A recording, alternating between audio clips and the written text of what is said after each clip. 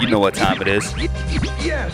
Welcome back to another episode of RSVP Sport, your weekly podcast where we bring you the most up-to-date information in today's NBA. Little analytics, no politics, no gimmicks. Always makes for great debate. We actually talk about sport. Now let's talk it. On this beautiful Saturday morning, we're going to get into a quick recap of this week's sports. We got a lot of good topics and subjects to talk about. Last night was amazing, but real quick, I am Jonah Francis as always, and I'm with my main man, Ronnie Jean. What's going on, Ronnie? How you doing out there in the sports world? Let's talk some basketball. Yeah, let's talk some basketball. So last night was a big night in the NBA. Today is Saturday, November 8th. Yesterday was a great set of games brought to you by ESPN and NBA TV. Right off the bat, Lance Stevenson hits an amazing buzzer beater. All right.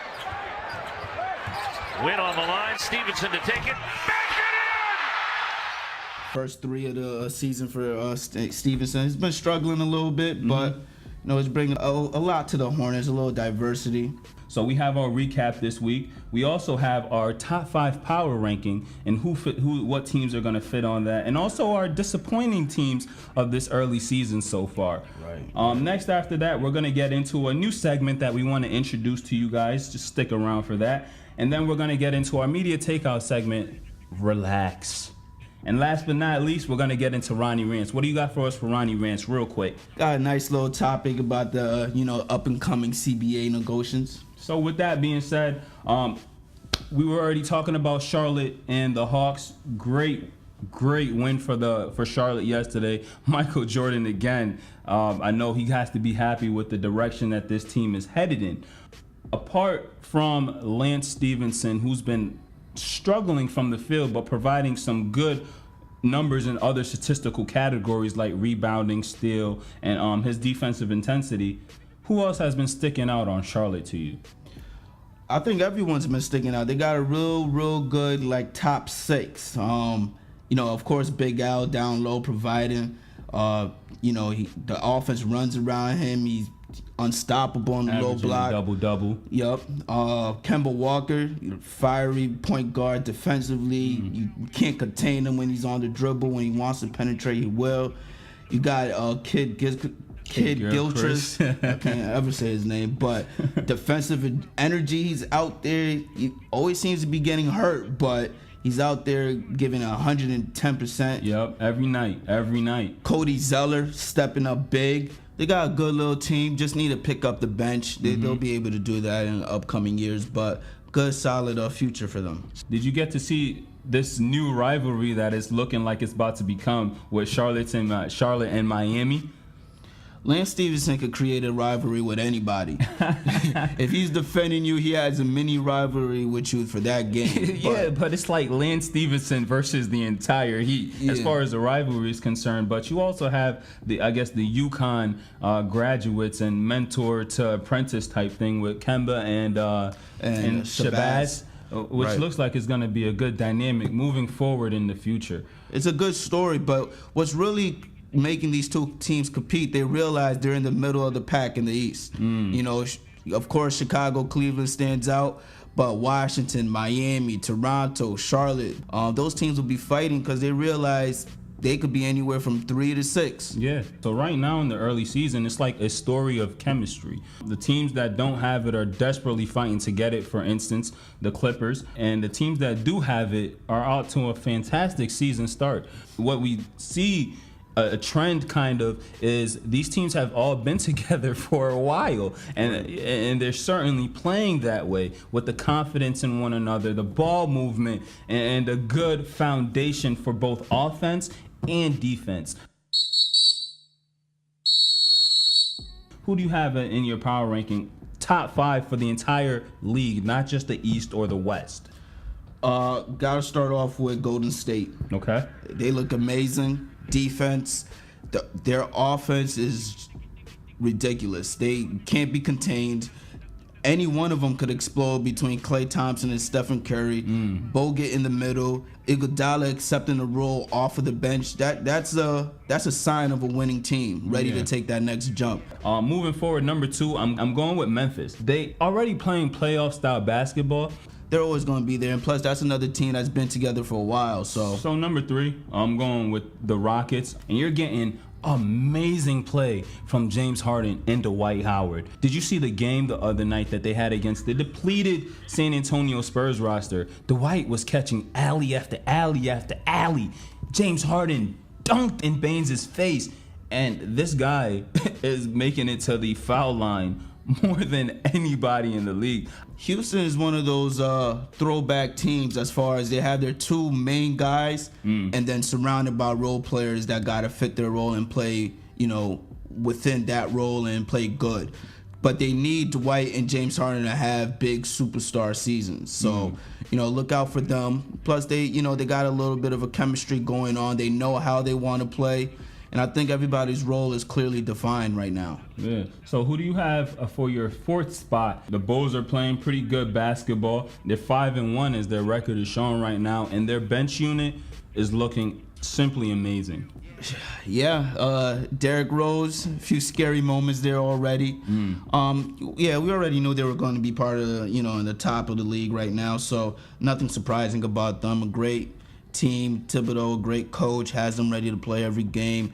Derrick Rose can continue to be in and out the lineup, won't really affect their record too much. Not too much. So now we get to our 5th spot, and I'm really not sure of who to pick right now. I guess I'm going to leave this one to you, Ronnie. Who do you got for the 5th? I'm going based on the first part of the season. I got to go with I'm going to go with Sacramento. They're playing really well. They got a young nucleus right there. Rudy Gay, DeMarcus Cousins, Collinson is playing well for them. McLemore's, hasn't lived up to his potential just yet, but they still like him. So DeMarcus Cousins last night, boogie, as Jalen Rose so likes to scream, his 4th 20-10 game of the season. That man is balling 25 and 10 and 18 last night. That was big time. So I see why you got him in there. We did our power ranking for the top 5 in the season right now. Let's go with our disappointments. Let's give them 2 teams that were kind of disappointed in how they've been performing so far.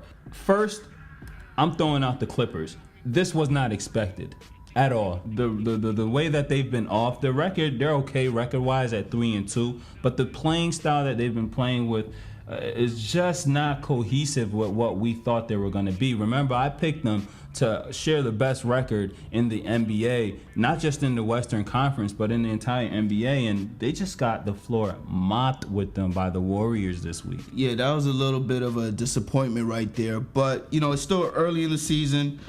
Clippers need to pick it up defensively. They need to become a dominant defensive team, or Chris Paul needs to take more of a scoring approach to the game. Blake has fallen in love with this newfound jump shot that he has and has been working on. And as we saw last year with John Wall, who kind of went through the same trend as he was working on his jump shot, was taking a lot of jump shots to start the season early. And noticed that even though my jumper got better, it doesn't mean that I have to take 5-6 more jump shots a night. Continue to do what you're good at. Attack. Blake Griffin has the potential to take another step in his career and really become dominant. So definitely stop falling in love with the jump shot, staying close into the paint, becoming a dominant defender. They need that. They need that next step for the Clippers because they have all of the pieces. They just need a couple of pieces to take another step, and they'll become that team to beat. And a lot of people in the media are talking about the 3 positioner. Are you in agreement with that? Like, does Matt Barnes not need to be the starter? What would make their team get over the top? 2 things. Yes, they could address that small forward position. They definitely could, but I don't think you definitely have to, since you have a lot of pieces on the Clippers. You either need to become dominantly defensive. Okay. Find a way to stop these teams because they somehow find a way to stop you in a half-court game. So either that or in the half-court game, improve your offense. And I think you do that by taking Chris Paul off of the ball and having him score a little bit more. Talking about Chris Paul, he's frustrating me like no other right now. You know, I'm a diehard, Chris Paul fan. As you know, I think he's the best overall point guard in the league. But that's open for debate at this moment, the way he's been playing. So disappointing. So disappointing.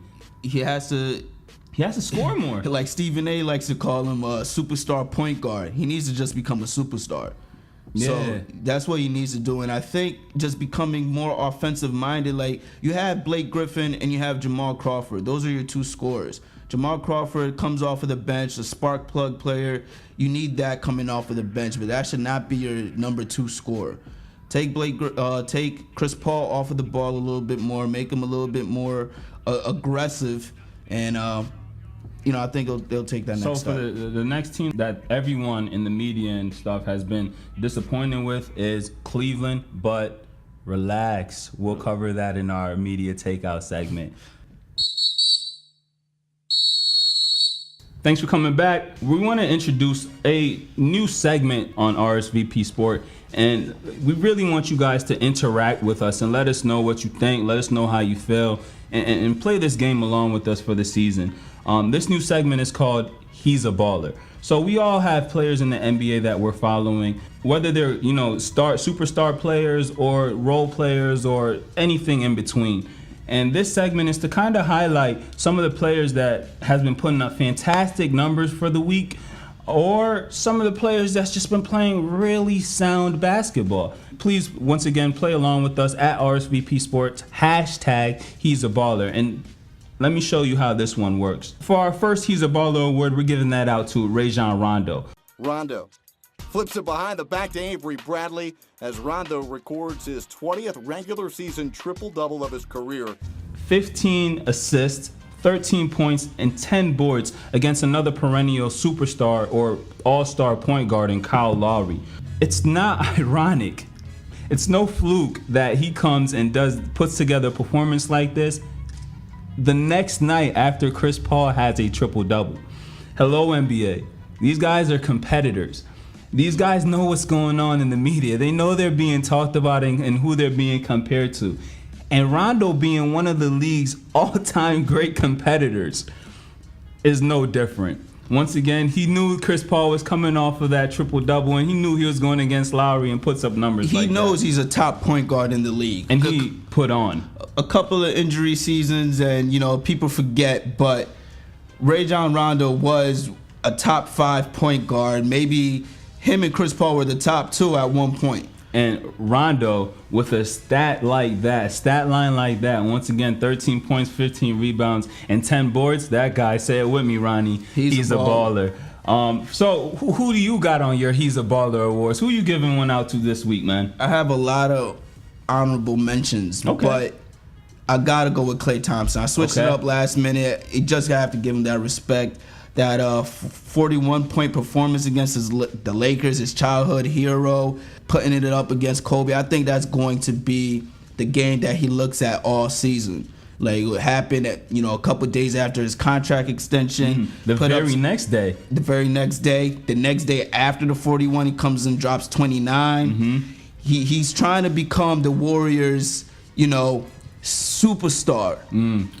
If he adds a post game, he'll be unstoppable. So, after $70 million for his contract extension, he has a matching 70-point weekend on that same weekend stretch, and then continues his stellar play against the Clippers, adding 19 points to help blow the Clippers out. And he's a great defensive guard. We've learned Klay works hard for his money and deserves every cent, and that's why, Ronnie, we're giving him the He's a Baller award for this week next to Klay Thompson. So, once again, don't forget to tweet us at RSVP Sport, #He's a Baller. Now, we're getting ready to jump on into our media takeout segment, which is simply titled Relax. Welcome on back. I know you all been waiting for this. So, our media takeout segment for this week. Once again, media takeouts is where we reel in everything that's going on in the media and pick a point and, give our spin on that point. And this week, it's the Cleveland Cavaliers that people are kind of ruling out too quick too fast. It's like Miami all over again, as far as, you know, the drama that's going on surrounding LeBron and his new teammates. And then LeBron sends out a tweet after a terrible game, terrible performance by, you know, Kyrie Irving and the team losing to the Utah Jazz. He tweets out, "Relax." And we should all listen. Like, he's been through it before. He's really just putting these guys through a learning experience at this point. Like, I know I'm LeBron James. I know I could take over, and I know we could really just win off of talent most nights. But that's not going to win us a championship. Exactly. And I like the fact that he's giving Kyrie Irving, Dion Waiters a chance to kind of figure out, you know, who they are and who they're going to be on this team. I've seen LeBron deferring a lot to Kyrie, which I don't necessarily know if that's the best thing to do, but for this early season, it's definitely, you know, pretty good. Once again, he's giving Kyrie the opportunity to learn and figure out what he's going to become in this offense. Right, and I think he's deferring on purpose. Yeah. But I kind of like him more in the post a little bit more. They still don't have a post player on Cleveland right now, so I do like him in the post. He does it really well, directing traffic from the post, the mid post, finding open shooters. But right now he's just letting them figure out. There's probably a lot of confusion with the offense. It's a new offense for everybody. Yeah. New coach. You know, Kyrie's used to running the show, but he'll figure it out. He definitely will. And something that I've seen a lot of sports media is doing, ESPN included, is now using that game that Kyrie had and posting memes about. I'm sure you saw it. The meme about Kyrie not assisting on a single play in the last 6 quarters before the Denver Nugget game, and then kind of comparing him to Kobe Bryant. Well, we've been doing that since the summer, especially since that Olympic game performance. Kyrie's big time. And that's where the comparison came about. He even had on Kobe's Olympic number 10 jersey, and now he's doing the arm sleeve similar to Kobe Bryant. That was a comparison made on this show. Definitely was. You was the first person to bring it up. And as Kobe Bryant, he'll be a great player, and he'll figure it out. Yeah. You know, so one thing that a lot of people are not focusing on with Cleveland is their defense. The last 4 games, their opponents scored over 100 points. 3 of those games, the Cavaliers also scored 100 points. So their offense, for the most part, will figure it out. It'll become more of a team game and better spacing. But defensively, they need to pick it up. That report about Kyrie and LeBron having that healthy discussion was quickly and immediately shot down. My problem is, and so what if it's real? Like, that should happen. After a loss, Every you night. should talk it out. Even after a win, you should talk it out. You don't want to fall in love with bad habits. Right. And as you said, they can win off their talent on a nightly basis. They can probably win off their talent. Maybe not against the great teams, but on a nightly basis, they can win off their talent alone. But last night against Denver, they finally snapped out of it and had 25 plus assists. The floor was spaced properly. It wasn't a lot of one-on-one movement. There was a lot of motion in the offense. There was a lot of ball movement. Kevin Love had 19 points. LeBron had 22 points, assisted on 11 of those plays. 7 players in double figures. Wow. And 7 that's players. big, including Kyrie himself, who finally stayed at 11 field goal attempts. They're going to be fine. They're going to be great. And once Blatt is finally able to implement that Princeton offense variation, which is also a variation of the triangle, kudos to you, LeBron. Once again, that relax a la Aaron Rodgers. Exactly what everyone in the media needs to be. So now we're going to get into the Ronnie Rant segment coming up next. Stick with us. Welcome back. This segment is called Ronnie Rants. So I'm about to get into something that I was been, thinking about the past week. We've had a great start to the NBA season, and I'm looking across the board and a lot of great teams. So it got me to thinking the whole CBA and the negotiations that are about to take place, and that took place last time that caused a lockout. The owners were right. The hard cap has improved the league. It has caused a lot of parity. When you look across the teams here, you have a lot of great teams, about 9 or 10 deep in the West. The East is a whole lot stronger. And even the bad teams, you look at them and be like, in a couple years, they'll look good. So the players may want to be careful coming up in these next negotiations and asking for more money. Sure, the TV deal that's coming about will definitely help out and cause players to, ask for a little bit more. But the owners can still play hardball. They realize that having a hard cap is making the NBA a whole lot better as a whole. Some teams are having trouble adjusting, most notably the Lakers, which happen to be one of the worst teams in the league this year. Throughout their history, they've been able to throw money at people. Grab the free agents, Hollywood, come play for us. We'll pay you. They're having trouble now. The hard cap, luxury tax penalties. They don't really want to go into that. They gave Kobe the bad contract. Years ago, that would have worked. You could just overpay for somebody else. You got money to do so. Can't do that anymore. So you see teams that are struggling to adjust. Front offices need to, start making better decisions. But besides them, the other bad team in the league, Philadelphia, have a lot of young pieces.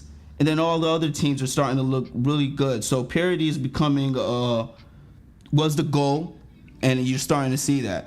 Just to summarize, better, decisions by the organizations need to be made to focus on the salary cap, and the players better just be careful about asking for too much money because it could be replaced. Great point. All right, all. Thanks for joining this week. Don't forget to subscribe and RSVP for next week's show. For Ronnie Jean, I'm Jonah Francis. Follow us on Twitter at RSVP Sports. RSVP Sports, what we say today matters tomorrow.